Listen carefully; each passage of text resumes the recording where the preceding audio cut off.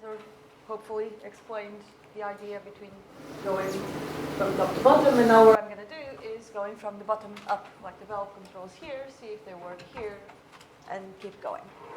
So I'll spend most of the time talking about the Gromov-Sivashinsky equation, A, because it's nice, and because we can prove things, and B, because I can actually show all the things I did in the first hour working here now, which is nice.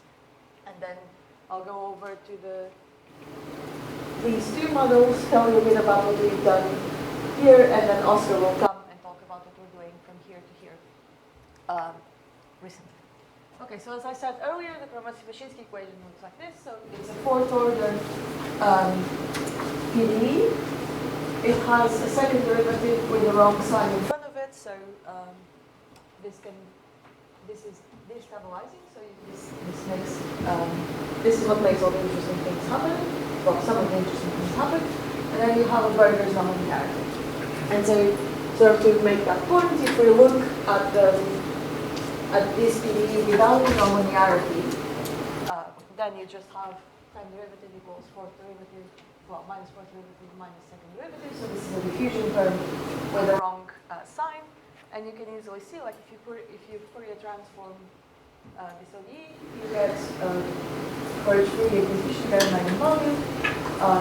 It has a minus sign in indicating power 4, but the plus sign in front of k squared. That's why this is a bad term.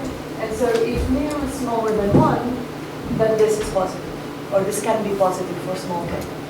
So if you don't have nonlinearity, then you see that for 2k this is positive, and you get a dispersion relation with positive eigenvalues. And so without nonlinearity, the solution to this equation would just blow up. It would just go to infinity, just like the ODE that I showed you at the beginning. So you can think of it. You would get random dot if you use this minus omega, so but then, fortunately, you have the nonlinear term, and what the nonlinear term does is it exchanges energy between these unstable long-wave modes and stable short-wave ones, because subextension makes short-wave stable. And so what you end up having is actually a lot of solutions. So what I'm plotting here is as a function of mu, actually 1 over mu, so as we go in the x-axis, this parameter mu gets smaller, meaning my domain gets larger. And on the y-axis, I'm just plotting the autonorm of a solution, but it's basically just a different way, a way of saying different solutions have different norms. And so for each volume of mu, you have a lot of solutions. And so the blue ones are steady state. So this is an example of a steady state for this equation. And I think it's important to say that this equation moves on the moving frame, we saw that yesterday. And so steady state here is still a traveling wave in the original case. It's just a nicer traveling wave. And so every blue line in this plot is something that sort of looks like this with more loads, more weights. And then you also have traveling wave solutions, which are the red dashed lines that will be waves traveling as they will look like one of these or several of these pulses, and they will travel as time goes. And how many pulses there are depends on the size of the domain.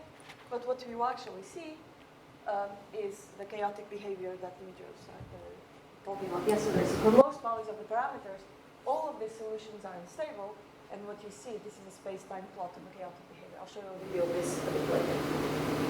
But yes, usually what your solution will be doing is actually jumping through between each of these branches, and this happens in random time, which is what characterizes spatial temporal chaos. And so, again, to go back to the beginning, what I want to do is stop this from happening and then drive the system either to a flat solution, which would be u equals 0 for us, or to any of these states that exist and that I know they exist. And again, this is nowhere near full. There's definitely branches missing here and other solutions missing here. Susana? Yes? Is this like the period doubling? Almost in some of them are period doubling, some of them are hop, I don't know. Dimitris is smiling, so I think yes. Some of is it kind of like the period doubling is fairly close to the initial classification. Okay. Yeah, so the ones that The ones that come from 0 are period doubling, and then the others are weird things happening in those branches. Okay, so this is the uncontrolled equation, and then we come and we want to control it. So as I said earlier, we want point actuated control, so we want to say at some point in the domain I will have a place where I can put fluid in or out. I encode that in this way, so that function f of x and t, I now split it into a sum of m control actuators of some function of space times some function of time. So the function of space, I'm just considering it to be a delta function. So at point xi, I can do something, and then I want to find out what the f should be to send my solution to what I want to do. So the things I have control over here is how many controls I put there, m, and where I put them, xi. And then based on m and xi, I want to choose what the fi's should be so that the solution does what I want it to do. My microphone is falling. There you go. Okay, so to sort of see how this works, so if you think about Fourier transforming this equation, again, as I said earlier, so that we can think of this PDE as an infinite system of ODEs for the coefficients. So if we say that the solution has coefficients uk that multiply e to the ikx plus lambda t, what you get is that the derivative of each coefficient uk is a function of time. The fourth derivative gives you a kth power. The second derivative gives you a second power. And then the nonlinear term can be discretized as this convolution term. Okay. So this is the system that you have, and then you can just rewrite then your delta functions as their Fourier transform. Okay, so using this, we can then do the control, because you can already sort of see that we'll end up with a matrix, I'll write it down, that has these entries and a nonlinear term.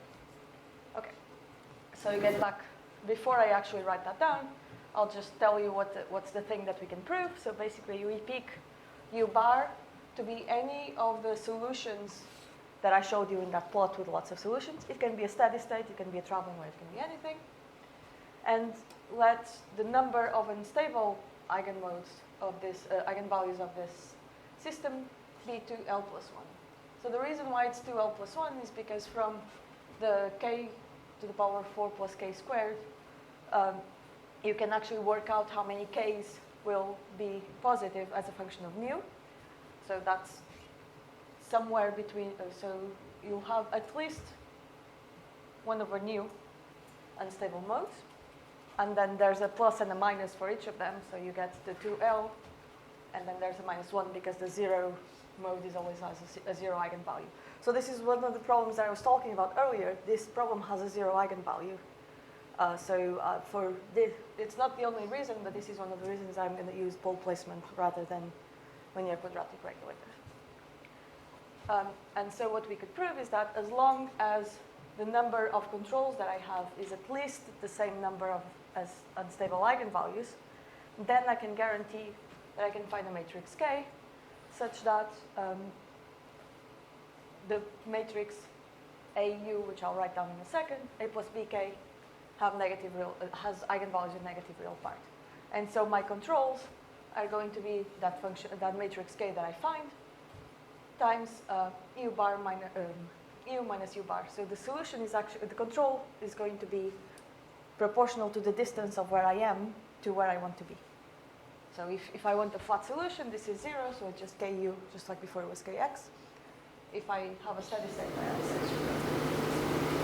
So, so we use pole placement to find it.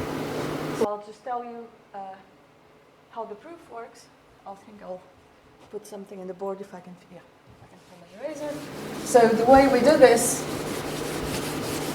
is as follows. So we have our KS equation, and then we say, okay, define V to be the perturbation to where I want to go. So if I want to go to U bar, but instead I'm at U, I define V to be the difference. And then I can just write a PDE for V. And the PDE for V is exactly the same as before, but with this extra term. u bar that comes from the nonlinearity. Okay? And so we take this equation, and like I told you earlier when I was saying, okay, what happens when I have a nonlinear system? I linearize, I stabilize the linear system, and then I try and find some Lyapunov argument to see that this works. That's exactly what we're going to do. So we take Fourier transform or anything to discretize this equation. We end up with, well, dv/dt for the coefficients. A is going to be a matrix that is diagonal and has the eigenvalues there. So A is going to be something like, it's going to be 0, and then it's going to have something like this in every entry. N is going to be a vector that has that convolution term. This is going to be another vector with a convolution. It doesn't really matter for us right now what it is. And this is a discretization of the delta functions, and this is what we want to find. Okay, and so we then stabilize the linear operator, but the important part of this is that actually, because we know exactly how many of these are positive, we only need to worry about the unstable ones. So we have a 0, and then we have a minus mu plus 1, and then a minus 16 mu plus 4, if I can do things like this. And you stop when you find the unstable ones. So you only care about the unstable ones, and then you take your matrix B and you do the same. Your matrix B, because it's a Fourier transform of a delta function, it will be non-zero everywhere. But you truncate it where the unstable modes are, so you get up to the mth mode. And then you basically consider just this system. Say if you have unstable modes, 5 unstable modes, this is a 5 by 5 matrix. And then if your number of controls is also 5, and this is a 5 by 5 matrix. And because of the columns of this matrix are delta functions, you can immediately guarantee that the columns are linearly independent. So the rank of this will be 5, and all of this is 5 by 5. So that rank condition that I explained earlier is immediately verified for this problem, which is nice. We know then that that matrix K exists. We can go and find it. And then when you put everything back together, right, because in the end, you're still going to be multiplying A plus BK. Is going to be the big thing itself, but then this K is still going to be 5 by 5. So you only need, again, the 5 unstable modes. You don't need the other ones. So your K, I lied here.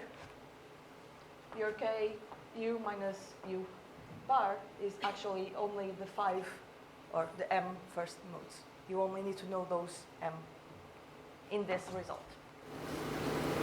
And that's because when you put everything together, then you have your A, which is a diagonal matrix, and then your B is a matrix that looks like this, and your K is a matrix that just looks like this. So this times that is still big column matrix, so A plus BK, let me go here, A plus BK will look something like, so it's going to be diagonal, and then there's going to be a lot happening here, but there's nothing happening here and nothing happening there. So I'm not changing any eigenvalues from here to the bottom, which is good. So this has the right block structure so that I'm not breaking nice things that were there before. I'm just creating nice things with these controls. So we then, to stabilize this, say, okay, F equals KB, and because of what V is, this is just a minus C bar. And then, yeah, we need to pick K such that the eigenvalues of A all have negative real parts, but actually, so call it minus lambda. And then what this guarantees that if I don't have the N terms and the G terms, then this is stable. And then I just need to prove that the whole thing then in the end is stable. And we do a common argument for this problem, or for problems like this, which is you multiply your PDE by V, and then you integrate by parts. So when you multiply this by V and integrate by parts, here you get the time derivative of the normal V. These two terms and this term, because of the structure of K, you sort of put them here. You need to think of this as an operator, but that's what you do. And then you end up with the original nonlinear term and the nonlinear term that comes from the gray part. I should have colored this, I thought I did. And so this here is bounded, this square should be squared. This is bounded by minus lambda, so the biggest eigenvalue of A plus bk times normal v. And this is the part where we need to be careful. So this is when I told you, call me out if I don't say this. This is what I was saying. So when I showed you the results for the pole placement versus the LQR, and then I told you pole placement can make you go to weird places before you go to 0. If that happened here, this might not necessarily be bounded by this. It is if the matrix A plus bk is a normal matrix, which means that the matrix times its transpose commutes. Yeah. So if that's true, then I can guarantee this bound. This is not true for this case, but we tested it, or I tested it when I realized that this was a problem, and I always was in a case where this was bounded. But there's some things that are still. Remember, basically, this is, we can safely assume that this is bounded by the biggest eigenvalue of that matrix. This disappears because this is the derivative of v cubed, and I'm working in the periodic domain, so this goes away. And this is bounded by the infimum of the derivative of u bar. You can use Cauchy-Schwarz to this. And so actually, I can make sure that this is negative as long as the biggest eigenvalue of the matrix I plus bk is bigger than the infimum of that solution. So this is the other reason why I use pole placement in here, was because I also wanted to make sure that all the eigenvalues I obtained were smaller than this, so that I could make sure that this was smaller than 0. I'm sure now that I know, at the time I didn't know about LQR. Now I know about LQR, and I think that if I play around with it, I would have still found a case that worked, but this way I made sure it happened. Okay, so then what you do is, okay, so you have the derivative of this is smaller than 0, and so the L2 normal v is going to decay in time, and so you're going to go to the 0 state, which is what you wanted. So that's the idea of the proof of this. Okay, so once we had this result, this is what I just said over there. I didn't know if I was going to have time to do it in the board, so I just added it there. Okay, so now that we know that this works, we then went and actually checked that this works numerically. So we did all our simulations to stabilize the flat solution. So I'm showing you here is, I'll start it again in a second. So on top, I have that chaotic solution that I showed you earlier that I said I'm going to show you the video of this. So this is a video of what the chaotic solution of this equation looks like. This was a very, very big domain and had about 20 unstable modes. And so each of these green dots is a control. There's probably 20-something of them, 21, I think. And then in the bottom, I'll start this again. In the bottom, you see that at the beginning, there's a lot of color, which means that the controls are active. But then after a while, they become green-yellowish, which means that they're small. But basically, what the controls were doing is they were making this decay towards something that's stable, and so that now it reached like a shortwave solution, and now the controls are just waiting for this to go to 0. So the controls are almost 0, and very quickly you get to a flat solution, which is nice. But then again, you can stabilize any steady state of traveling wave solutions. So this is just an example of a steady state. It's not a video because it's steady. So the uncontrolled solution to the value of the parameters that I have here would look like this, and we controlled it to have only one mode using 5 controls, which again look like this in time. So the nice thing about these controls is because they're proportional to the distance between where you are and where you want to be, once you're where you want to be, they go off. And so they act a lot at the beginning, but it's not a crazy big control, but then at the end, they all go to 0, which is nice. But then the nicest or most interesting result is controlling a traveling wave. So what I'm showing you here is a similar video to before, where on top I'm going to leave it uncontrolled so you see what the system would do if I didn't touch it. And then each row controls to a different traveling wave. And again, the colors are controls are on, and then once they get to green, they're not doing much anymore. So this is how it would look like. So again, after a while, so this is the uncontrolled case, and after a while I can control it to 1, 2, or 3 pulses. Yes? Sorry, maybe you said this and I missed it. Your controls are equally spaced? My what, sorry? Your control points are equally spaced. Yes. Right? Yeah. Is that the best way to do it? So that's another thing we tried to do, to see. So for traveling waves, it's the best way to do it. If you have steady states, it's better to have more controls where you want the waves to be. Yeah. But if it's traveling, usually you want them equidistant, so that it sees what's coming. Okay. And the rule, like for the number of controls that you have, Yeah.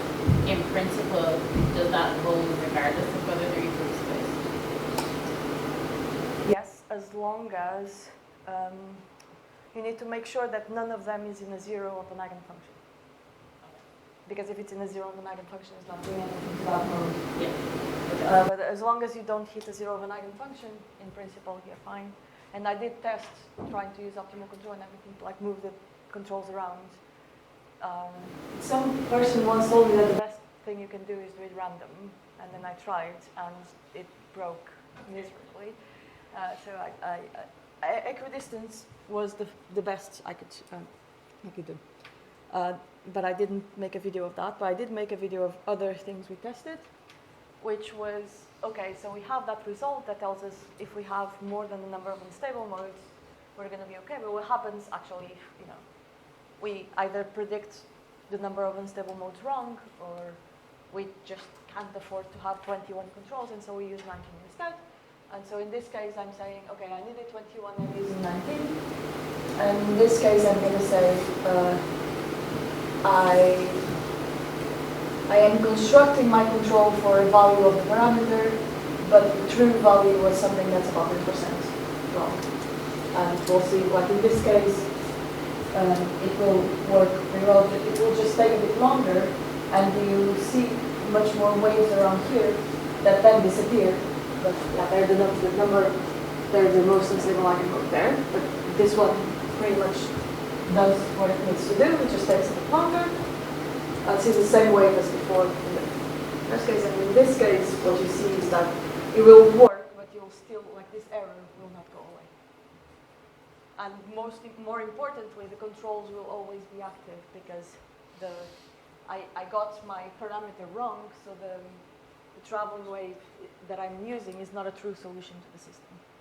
But it's still close enough that the controls do a pretty good job. So if I was only interested in this qualitative behavior, I would be okay. But if I wanted it to be spot on that traveling wave, I would be in trouble.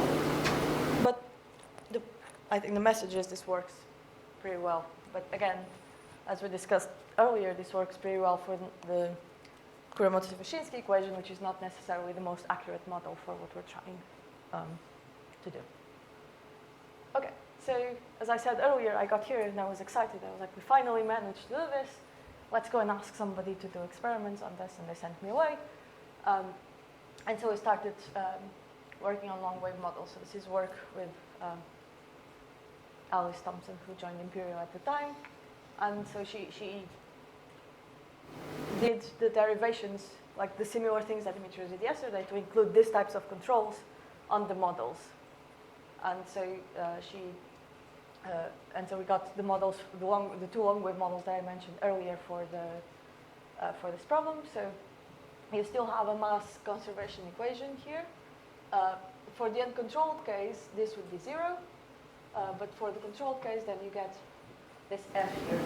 So in theory, you sort of shouldn't be calling it mass conservation equation because this doesn't necessarily conserve mass.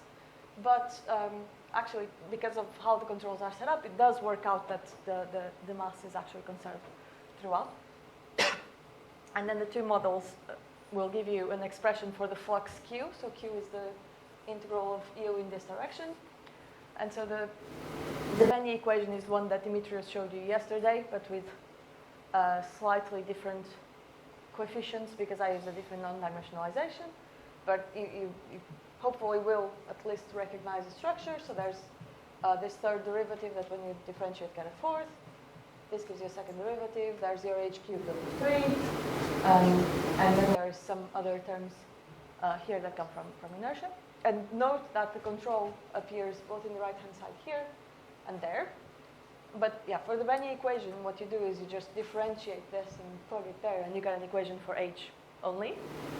And then the other model is the weighted residuals model, which gives you a PDE for the flux Q. So you couple this equation with another very long, very nonlinear equation for the flux Q. So again, I'm not going to focus a lot on what these equations do. I think the important part to look at is that you still have the fourth derivative and the second derivative sort of coming in both cases. And so when we go and linearize this problem, we get a similar linear operator to the Navier-Stokes, to the Kromer-Zivotynski equation with a k to the power of 4 and the k squared. The k squared makes things unstable. So hopefully, because the linear operators are similar, the results we can still prove, not prove, but we can use the things we proved earlier to inform how to construct controls here. So we did a bunch of things. We said, okay, the controls for the Kromer-Zivotynski equation were proportional to the distance between where we were and where we wanted to be. So if we assume we want to control to some capital H, which for me today is just going to be 1, the flat interface, and I am an H now, my controls are going to be some function, probably just some constant of proportionality, but we don't know yet, times that distance between where I am and where I want to be. And then I considered 3 types of things.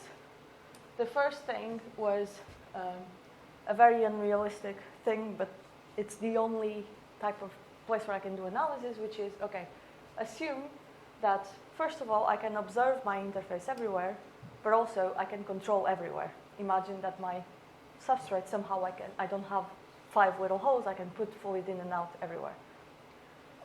This is what referees like to call omniscient and omnipresent, or whatever it was that they commented on our referee reports. But again, this is very unrealistic, but we can do linear stability analysis here and find out things.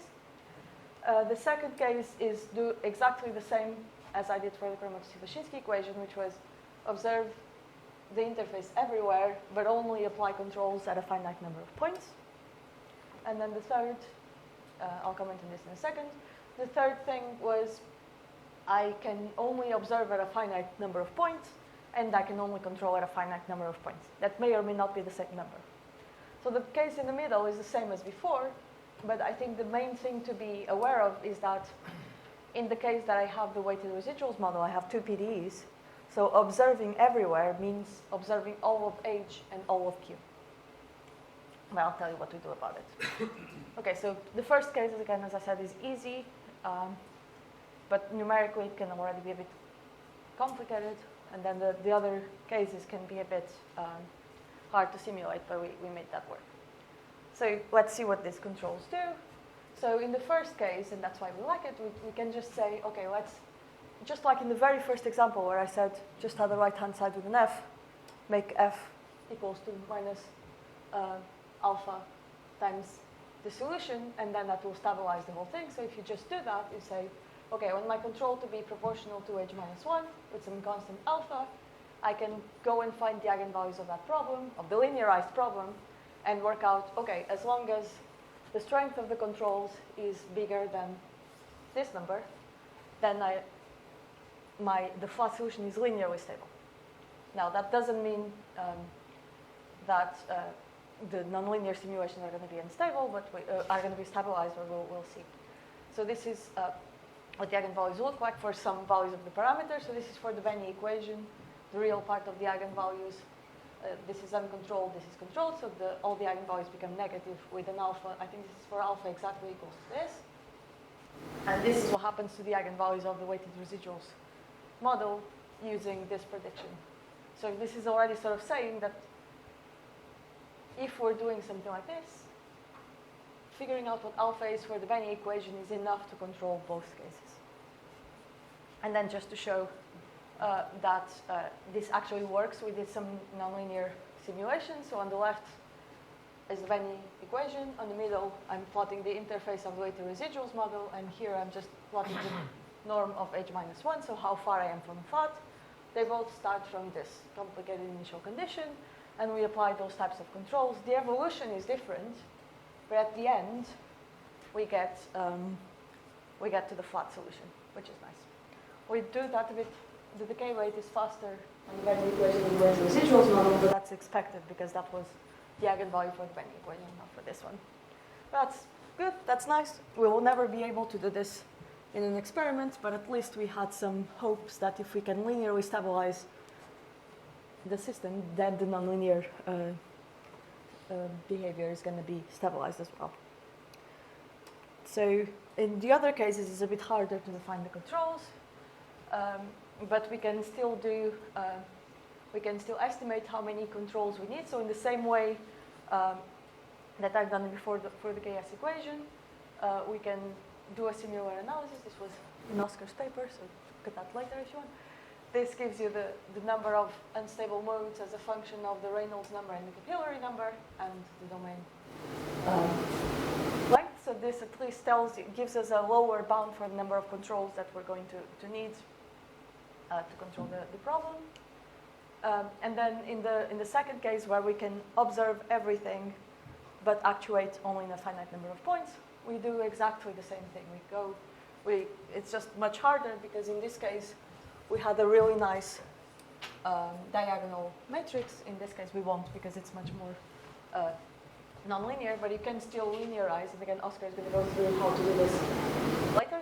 And then we solve the problem using a linear quadratic regulator algorithm.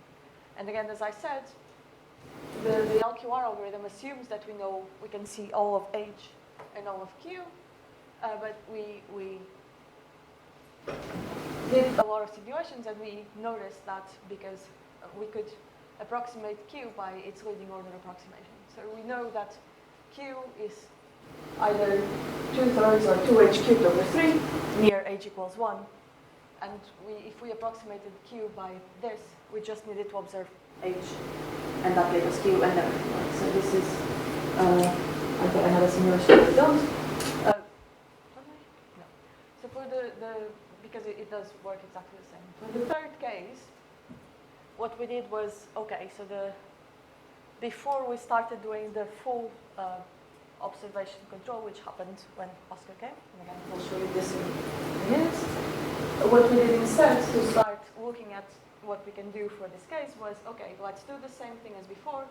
Say that our control is going to be some constant alpha times h minus 1. But then because we can only actuate in a few points and observe in a few points, we're going to say, okay, our actuators are still located at xi like they were before. And then let's say that we can observe the interface at some point xip,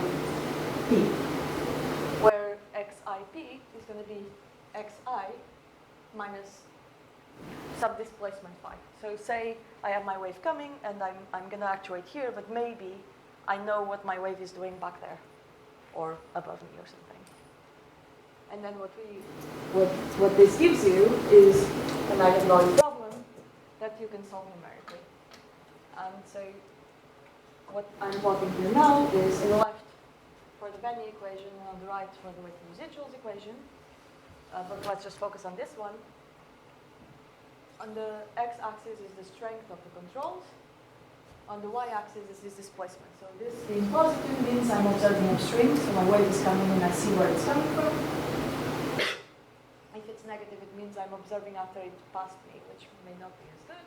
And then the different lines are different numbers of controls. And I assume that I can observe as many points as controls. So if I have 5 controls, I see my interface in 5 places. And so being inside these curves means that I linearly stabilize the solution, and being outside means I don't. And so this is the same for both models. They're slightly different, but not too different, so it's a bit, there's more stability in the weighted residuals model than in fragmentation. The behavior is the same. Again, this is all linear predictions, but actually we can show that it works in a nonlinear case. So what I'm going to show you now is a weighted residual simulation of that problem for, I think the Reynolds number here was something like 10, which is already quite big. And what I'm going to show on the top, so this is there's going to be the interface here, and the color is the vertical velocity. So at the beginning it's going to be very greenish, and then when the controls come, there's going to be color appearing from here. And in the bottom I'm just going to show the difference between the maximum height, and then controlling to, this is dimensional, so it's 1.5. And so I'm going to let the system just evolve and do its thing for a while. I might bring it up. No, PowerPoint doesn't let me do that, so I'm just going to let it play and talk over it. So the wave is going to evolve. The flat state here is at 1.5, so it was 150 microns. I'll let it, perturb it a little. The perturbation grows. You end up in a traveling wave.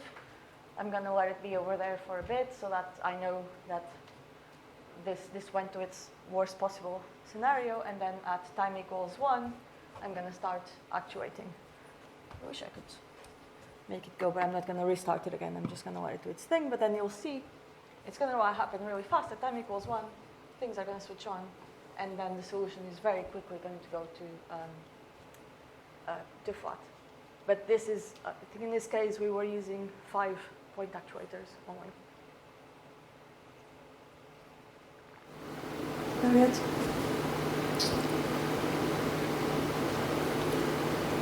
Another 2 seconds. There you go. Something happens now. Light is going to appear over there. There you go. So there's 5 actuators. They're doing things now because there's color, but then very, very quickly the color fades and the interface goes to flat, which is really nice.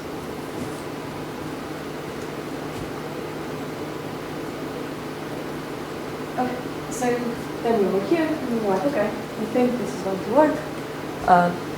People still didn't want to do experiments on this for reasons I'm happy to talk about over coffee later or tomorrow. And then we started thinking, okay, so maybe we can try and show that this would work if I go and apply to DNS.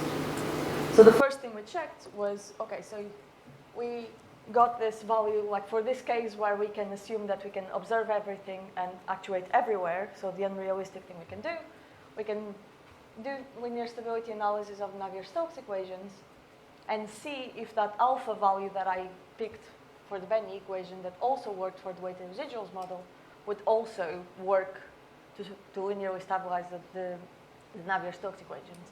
And that's what this plot is sort of trying to say. So this is for various values of the Reynolds number and for various control strengths. We made it square root of alpha so that this is a straight line, but it doesn't really matter. So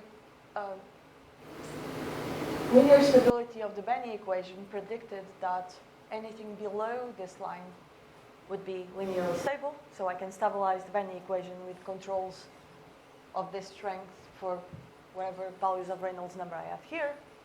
And then we checked for the weighted residuals model, and we saw that it's even better. And then for the Navier-Stokes equations, this curve is always still above of this curve. So what this is saying is that if I do this actuate everywhere, I should probably still be able to stabilize the Navier-Stokes equations for Reynolds numbers that are way beyond the ones that we would expect this to happen. But again, this says nothing because the models are still very different. So the first thing we tried was, okay, let's show that this is way too ambitious. And so we took, I can't remember if this was exactly these ones here, but we took this example and we simulated it in DNS. And what happened was, this is maximum height and minimum height. And the control sort of worked for a bit, and then they stopped working and they went off. And we tried a lot of things. We shifted the phase of the controls because the speed of the waves on the DNS is not exactly the same as speed in the weighted residuals model. So we shifted the velocities, we shifted the phases, we tried a lot of things, and it never really worked, which is not, it's not surprising, right? You don't expect, like model errors can build up very quickly in this problem. So, you know, we had a little bit of hope, but we weren't very surprised when this didn't work. And so what we did instead was, okay, let's do exactly the same thing. We take those controls of exactly the same form. I'm actuating at xi, but I'm observing at xi with some shift. And let me do, again, like this plot is exactly the same as before, but just with a bit more information. But I'll get there in a moment. But yeah, we did the same in the stability analysis, but now with values of the parameters that were corresponding to an actual liquid. I think this was water for like 150 microns. And so what I'm going to show you here is the same plot as before. So if it's a solution to that eigenvalue problem resulting from this for two different values of the height. So this is two different Reynolds numbers and two different numbers of controls. I think it was 3, 5, 7, 9. And then being inside means stable, being outside means unstable. This shows we can do it for a lot of numbers of things. And what we did was, okay, we picked one, which was 150 microns, and I think this one was one with 5 controls. And we said, okay, we predict that we're going to be stable inside of this region, which says my control strength is a bit bigger than 0.4, and as long as I observe up to 12 upstream of my actuator or minus 5 downstream, I should be stable.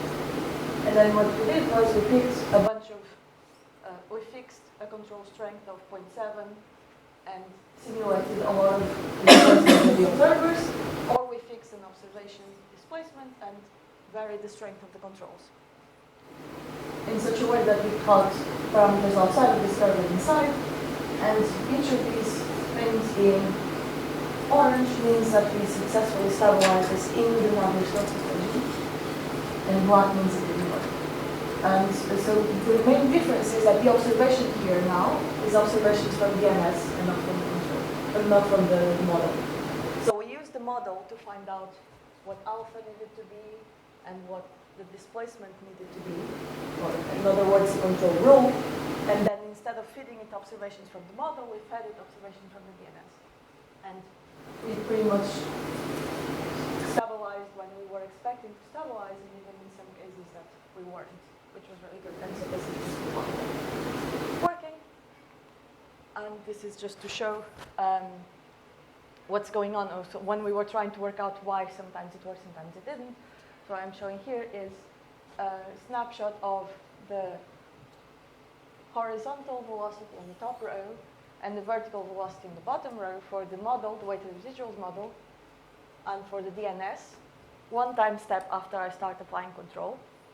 And on the right, it's the difference between the two things. And so what we're seeing is that the controls don't really affect what's happening in the horizontal velocity. So they don't really change the physics there. But then when we apply, when we look at the vertical velocity, there are some differences here. So this plot is much more colorful. So there's some physics happening there, which makes sense that we're missing in the model because we're integrating this way. But still, it works quite well. Okay, so now is the point before I call Oscar and make him kind of explain his thing. So this is, I'm going to skip this because Oscar is going to give you a better version of this. I'll just quickly summarize what I've done so far, tell you what Oscar is going to do in the next half an hour or so. And then tomorrow we'll start with him as well, and then I'll talk about a different problem. So again, we're looking at feedback controls of the same, like the theory that I showed you in the first hour was valid for ODEs. Like everything I showed you was valid for linear ODEs with linear controls. And it really works when you go to very nonlinear equations. So you just need to know what you're doing and apply it correctly. We can see what happens when we apply the controls everywhere at discrete locations. with discrete observations, and we can stabilize any desired state. It's a bit harder to stabilize any desired state when we're looking at the weighted residuals model, or the Benny equation, or the Navier-Stokes equation. And the reason for that is the solutions to the model are not one-to-one the solutions to the Navier-Stokes equations. You have these differences here, right? Because when you have these differences, this builds up. So that's why we can't directly use the controls for the the models, but also the interfaces are not exactly the same, so I can't really, like, I would have to go and build that diagram that I built for the KS equation for the DNS and then use that, and that's not easy to do.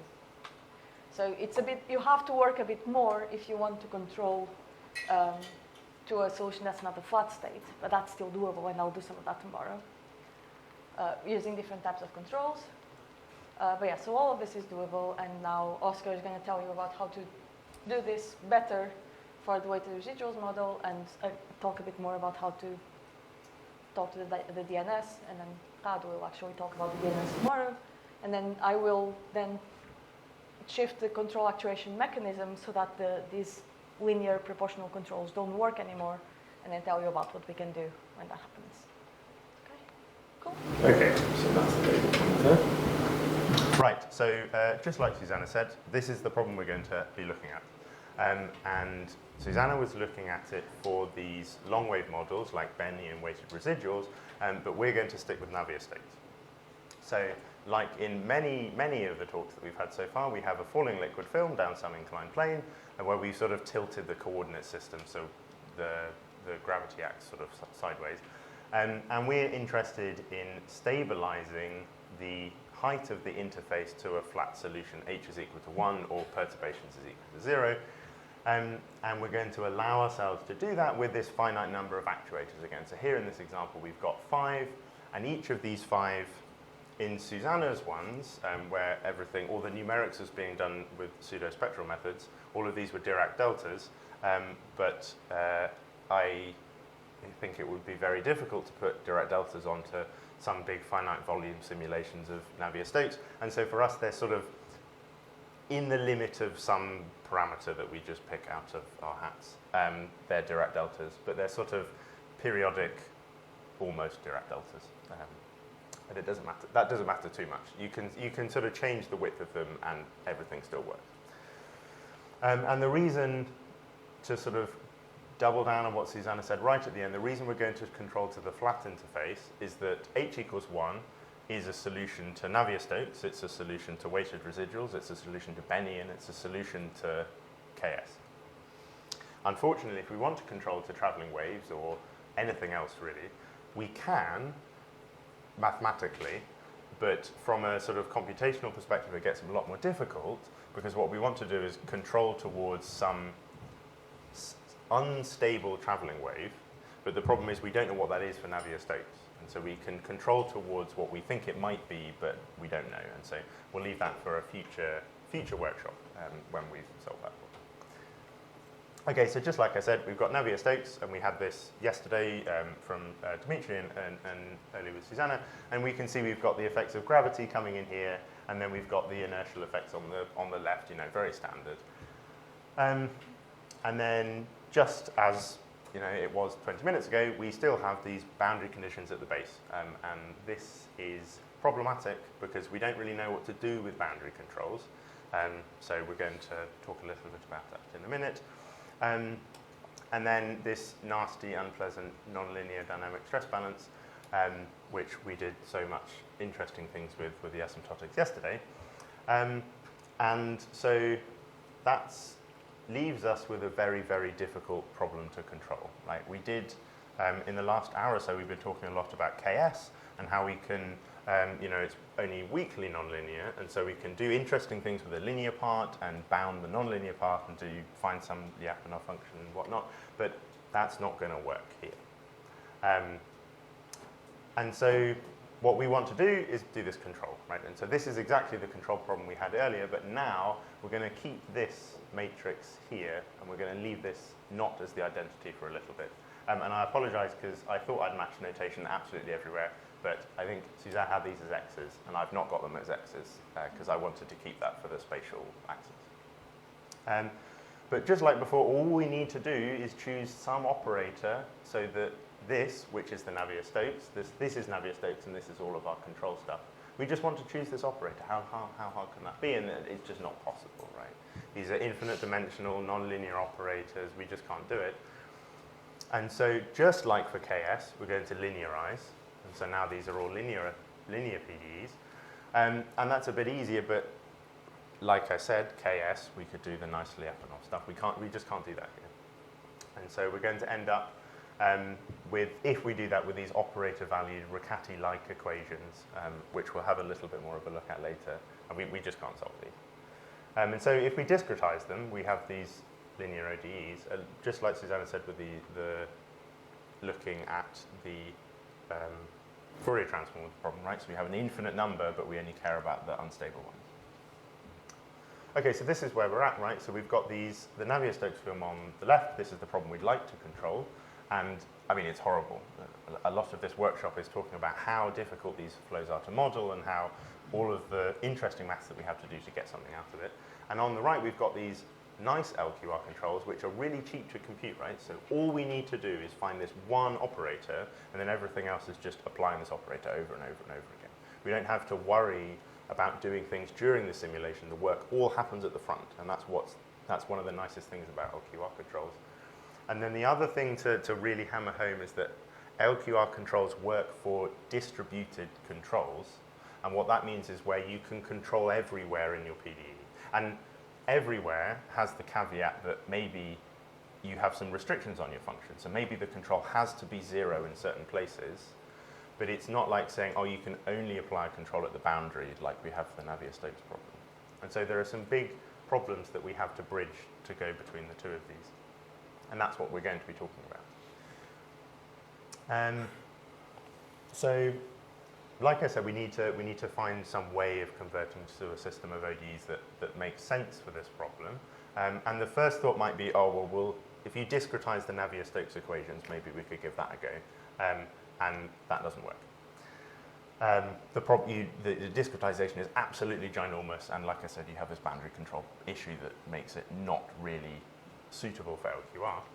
And so, like we saw, we talked about with Susana, we're going to assume that these perturbations are nice and small, and so we can do these asymptotics, and then we close our model by choosing an expression for the basis functions for the velocity, and we end up with the weighted residual integral boundary layer equations. And I know Susana's already mentioned this, but the nicest thing about these is that f appears here and here, not on the boundary. Because we've got periodic boundaries, we don't have to worry about the other ones, but now these are distributed controls. And I've said that 3 or 4 times now, so I hope you can remember that's the really important thing. Okay, so these are still very, very nonlinear. And you'll remember for KS, we had a weakly nonlinear problem, and we said, well, let's forget about the nonlinearities, control the linear dynamics, and then we could prove that by controlling those linear dynamics sufficiently well, the nonlinearities are small enough that they don't matter. Now, we can't prove anything with this one, but we're going to try and do the same thing and just sort of cross our fingers and hope that that works.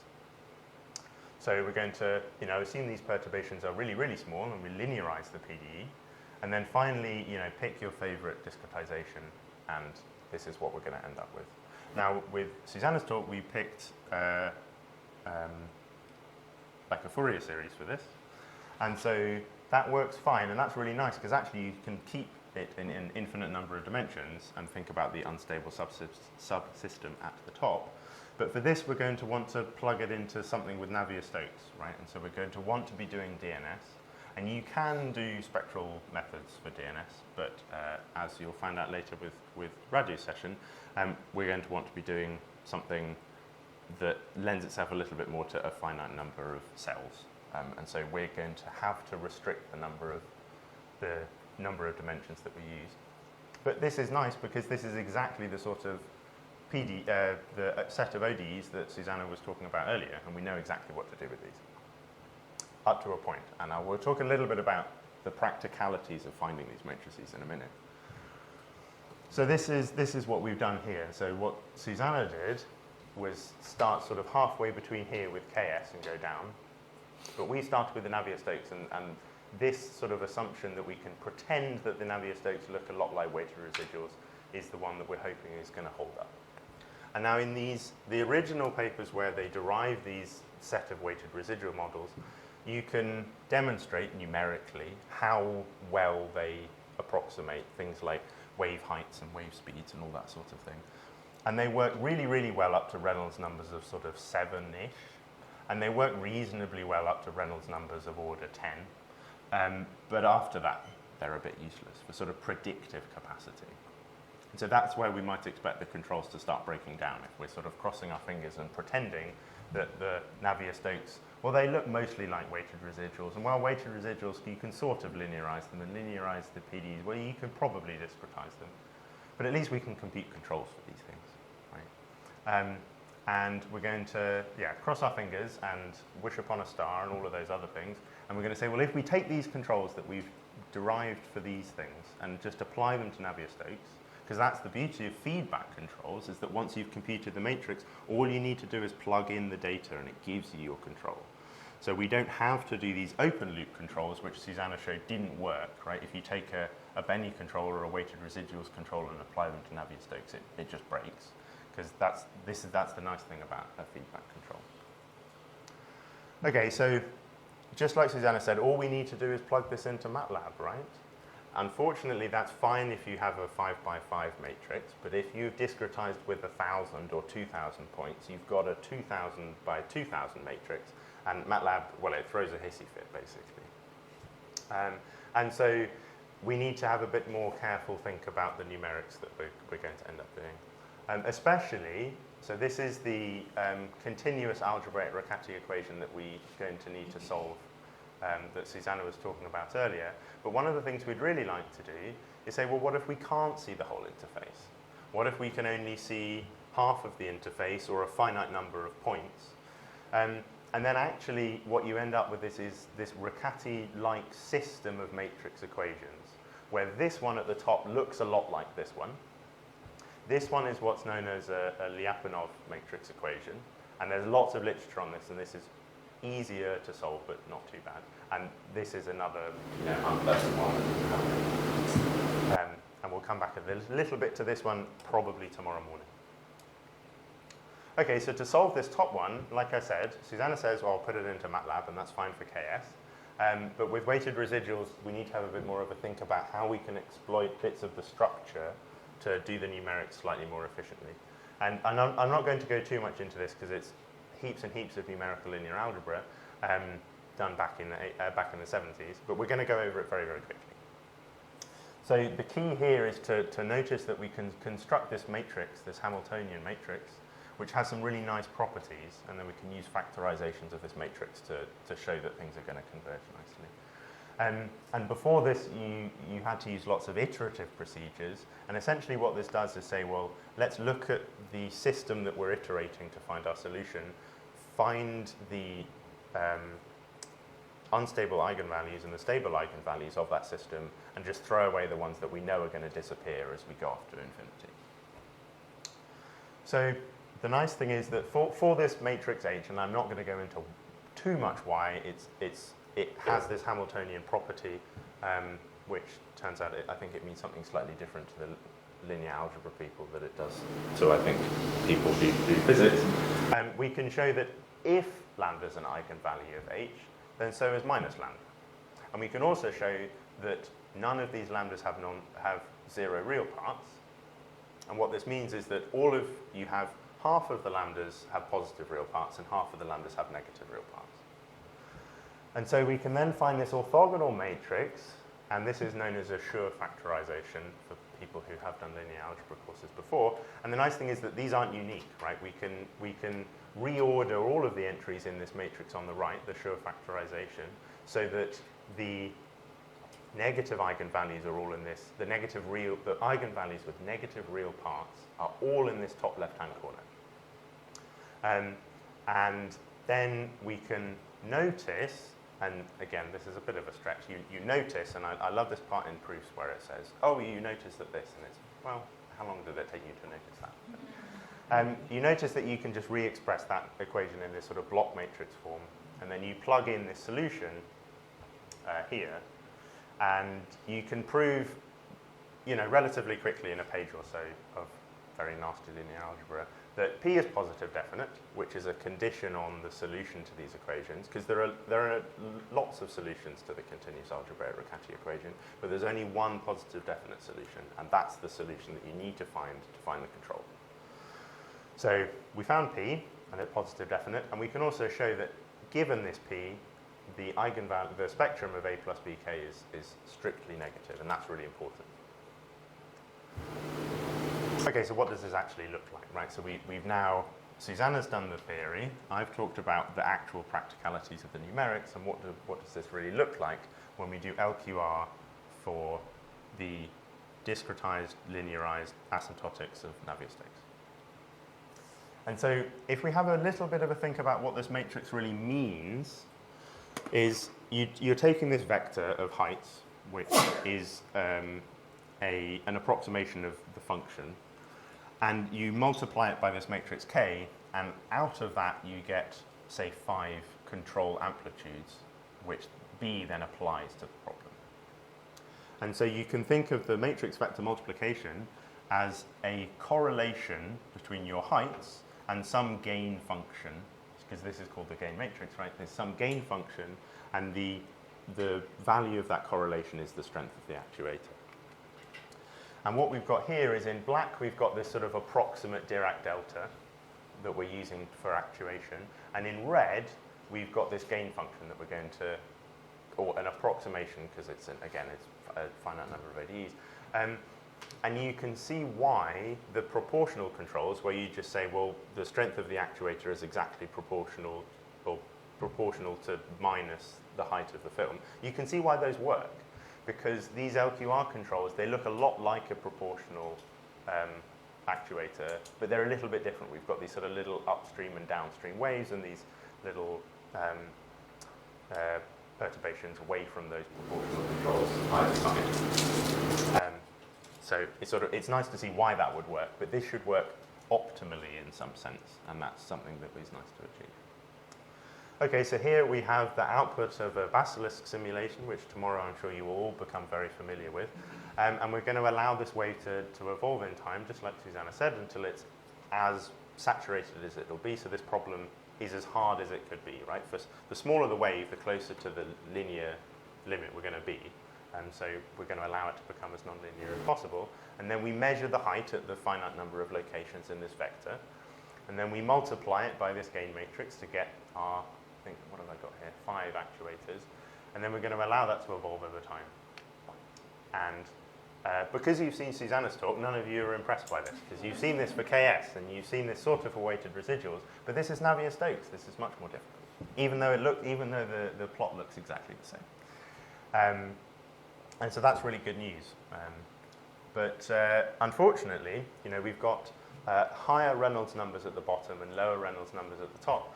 And normally when I talk over this slide, by the time I finish saying that, the controls turn on, but it's going a lot slower today. So when t equals 0, we're going to turn these controls on. And you can see the top one was stable anyway. This one we've stabilized really quickly, and you can see it's sort of the perturbations are being damped out exponentially. But these large Reynolds numbers, it's just not working, and which is a bit concerning. And we'd like to know a couple of things. Well, is it possible to do that at all? Is the Reynolds number just too large and we can't control the system? Because like Susana, you had that plot with that Susana showed when you have the proportional controls, and there were some Reynolds numbers when it gets large enough, it's not ever going to work. But maybe we can increase the number of actuators. Maybe we can do something like that. And of course, we can't make any predictions about the stabilizability, because if we could do control properly. But just like Susana said, we can use this linear theory, right? And we go into Fourier space and we explicitly separate out the unstable modes in the top, just like we did with KS.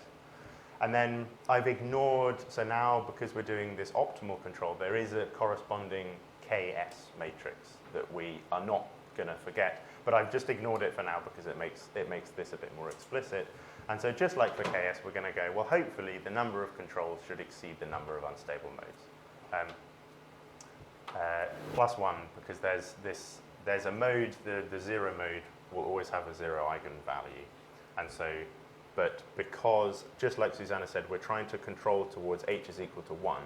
And so if we deviate from h is equal to 1, like if you integrate over the whole domain, and that's now too large, well, the controls are going to act to remove that. So we don't need to worry about that 0 eigenvalue too much.